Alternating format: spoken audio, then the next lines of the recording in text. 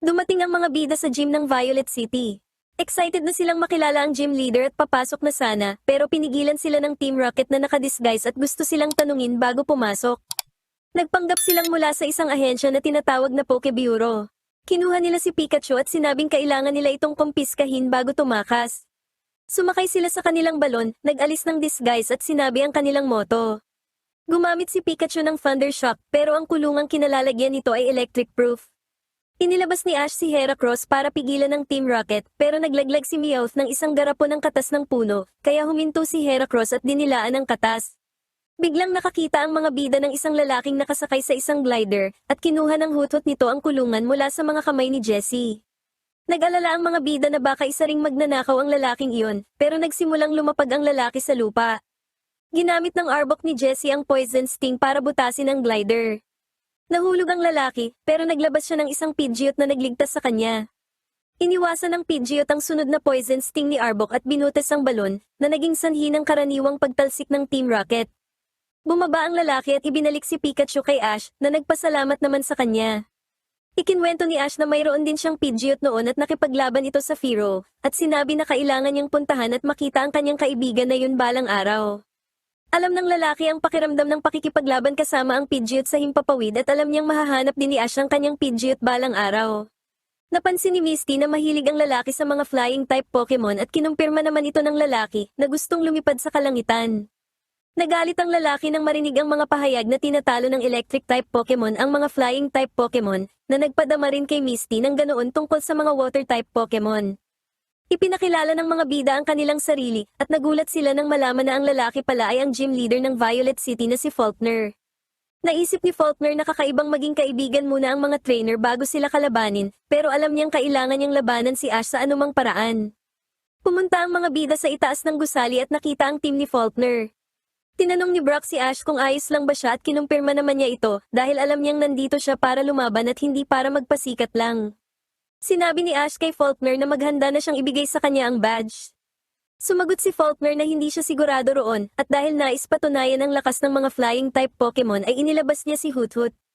Inilabas ni Ash si Chikorita na niyakap muna siya at nadismaya si Faulkner dahil ang mga grass-type Pokemon ay mahina laban sa flying-type Pokemon pero naniniwala si Ash na hindi lang ang type ang tanging mahalagang basehan. Nagsimula si Chikorita gamit ang Vine Whip pero nakalipad palayo si Hoothoot. Iniwasan ni Hoothoot ang isa pang Vine Whip at nag-dive, tinamaan si Chikorita, at pagkatapos ay ginamitan siya ng peck. Ginamit ni Chikorita ang Razor Leaf pero umiwas si Hoothoot at gumamit ng tackle. Umiwas si Chikorita, pero muling nag-dive si Hoothoot, iniwasan ng Vine Whip at tinamaan si Chikorita at tuluyang tinalo.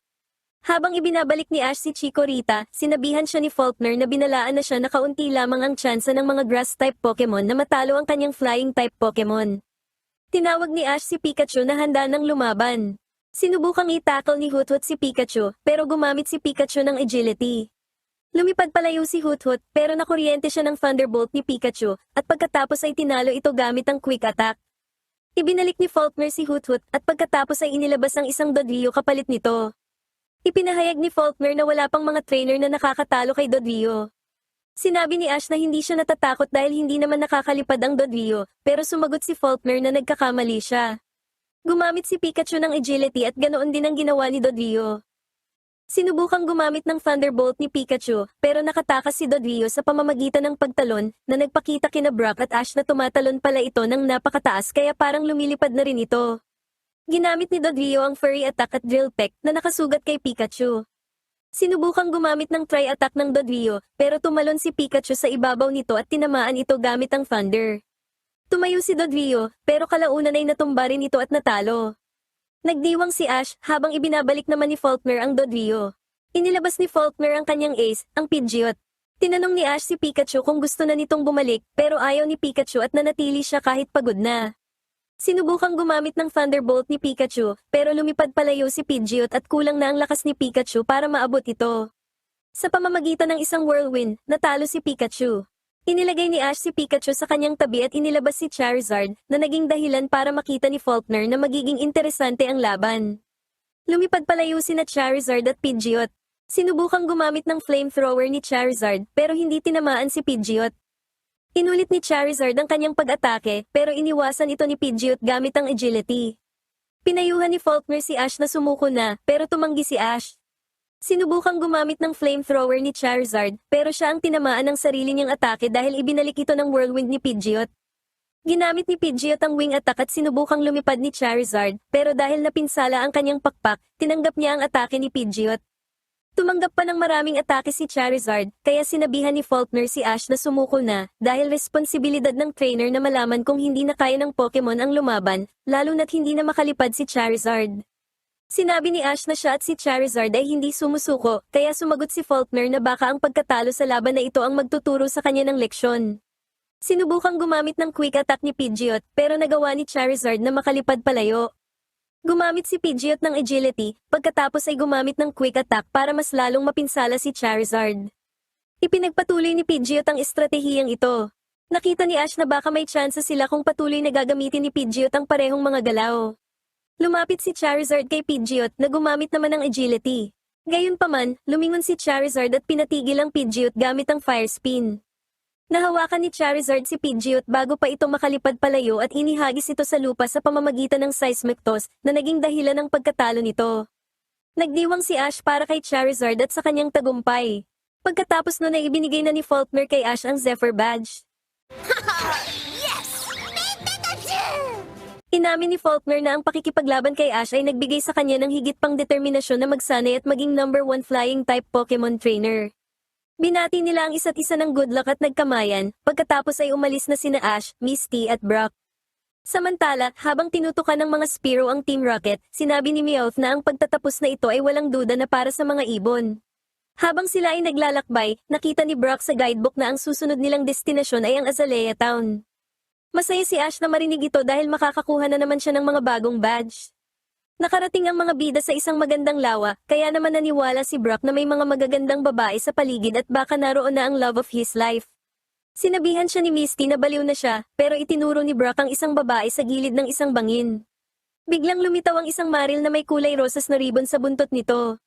Nagustuhan ni Misty ang maril at sinubukang hulihin ito, pero tumalbog lang ang Pokeball dito. Nasaktan ang maril at umiyak ng malakas. Gumawa ng mga nakakatawang mukha ang mga bida para patawanin ito, pero nang mabigo sila, binuhat na lang ito ni Brock para patahanin. Tumahan ang maril pero muli itong umiyak ng kunin ni Misty, kaya kinailangan itong patahanin muli ni Brock.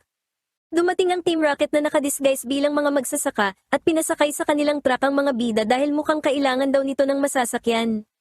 Bago pa man umandar ang makina, nahuli sina Maril at Pikachu, at mabilis na pinaharurot ng Team Rocket ang truck habang naiwan ang mga bida sa likurang bahagi nito. Hinabol nila ang Team Rocket habang binabanggit nito ang kanilang moto, pero biglang umiyak ng malakas si Maril, kaya nagulat si Meowth at nawala ng kontrol sa truck. Tumalsik ang Team Rocket nang bumangga sila sa dulo ng bangin, habang sina Maril at Pikachu naman ay gumulong pababa sa bangin. Sinubukan silang kunin ni Ash pero bumangga siya sa isang puno. Dahil dito ay si Misty na lang ang sumagip sa dalawa pero nahulog ang mga ito sa ilog at inanod ng agos. Biglang lumitaw ang isang babae at niyugyug si Ash dahil gusto niyang malaman kung nasaan ang kanyang Maril.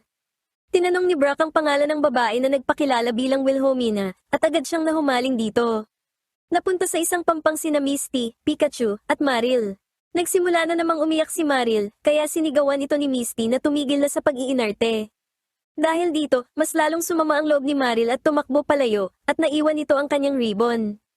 Nadapa si Maril sa isang bato at muling umiyak, kaya lumapit si Misty para patahanin ito. Lumayo si Maril sa kanya, kaya binalak ni Misty na iwanan na lang ito, pero sa huli ay nagpasya siyang isama pa rin ito.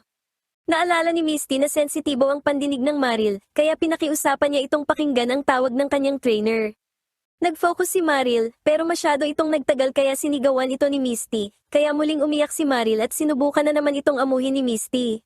Sinabi ni na Ash at Brock kay Wilhelmina na huwag mag-alala dahil aalagaan ng mabuti ni Misty si Maril. Sinisisi ni Wilhelmina ang kanyang sarili dahil baby pa lang si Maril at nag-aalala siyang hindi na ito makikita. Nangako si Brock na hahanapin niya si Maril kahit anong mangyari, na nagpangiti naman kay Wilhelmina dahil naisip nito na napakabuti ni Brock. Samantala, nahanap ni Togepi ang ribbon ni Maril. Sa ibang lugar, habang pinapakain sila ni Misty, nakakita si Maril ng Butterfree at hinabol ito, at ginamit ang water gun para mag-target practice. Nang kunin na ito ni Misty, nalaman ni na Misty at Pikachu na aksidente palang natamaan ni Maril ang mga bug-type Pokemon na nakatira sa mga bulaklak at sinugod sila ng mga galit na Beedrill. Habang tumatawid sa isang troso, tinulungan ni Brock si Wilhelmina na makababa ng maayos. Bigla nilang narinig sina Misty at Pikachu na tumatakbo palayo sa mga Beedrill. Tumakbo rin ang grupo ni Ash pero nadapa, kaya hindi sila napansin ng mga Beedrill na humahabol kina Misty. Nang makorner sila ng mga Beedrill, inutusan ni Misty si Pikachu na gumamit ng Thundershock para paalisin ang mga Beedrill. Matagumpay na napaalis ni Pikachu ang mga Beedrill pero biglang umulan. Habang nakasilong sa isang puno, naisip ni Brock na kapag naibalik na si Marill ay aalis na si Wilhelmina at malulungkot siya, pero kapag hindi naman naibalik si Marill ay magiging masaya siya pero magiging malungkot naman si Wilhelmina. Sumigaw si Brock na bakit ba hindi siya pwedeng maging masaya at biglang kumidlat, agad na niyakap ni Brock si Wilhelmina dahil natakot ito. Samantala, habang nasa ilalim ng puno sina Misty, nagdulot ng labis na takot kay Marill ang kidlat at tumakbo ito. Tinamaan ng kidlat ang isang puno at malapit na itong bumagsak kay Marill, pero mabilis siyang nailigtas ni Misty. Pinagalitan ni Misty si Marill pero nagpasalamat siya na ligtas ito, na ikinatuwa ng Pokemon. Tumatawid sina Misty sa isang hanging bridge nang biglang lumitaw ang isang robot arm at niyanig ang tulay. Nagpakita ang Team Rocket at kinuha sina Marill at Pikachu. Kumapit si Misty sa robot arm para iligtas si Marill, na halos ikahulog ni Meowth dahil sa sobrang bigat. Binitawan ni Meowth ang braso ng robot at tila mahuhulog sina Misty sa ilog, pero mabilis silang iniligtas ni Chikorita gamit ang Vine Whip. Ginamit ni Chikorita ang Razor Leaf para butasin ang balon ng Team Rocket at nailigtas na rin nila si Pikachu. Inilabas ni na Jessie at James sina Arbok at Weezing, habang si Misty naman ay inilabas si Poliwag.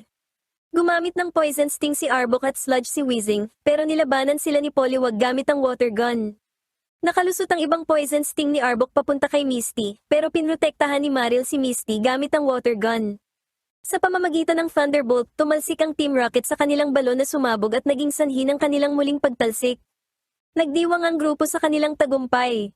Pinuri ni Ash si Pikachu, pero itinulak siya ni Chikorita palayo para siya ang himasin ni Ash. Kalaunan, nagpasalamat si Wilhelmina sa tulong ng mga bida. Umasa si Brock na muli silang magkikita balang araw. Pagsakay sa kotse, tiningnan ni Marill si Misty na tila malungkot na aalis na sila.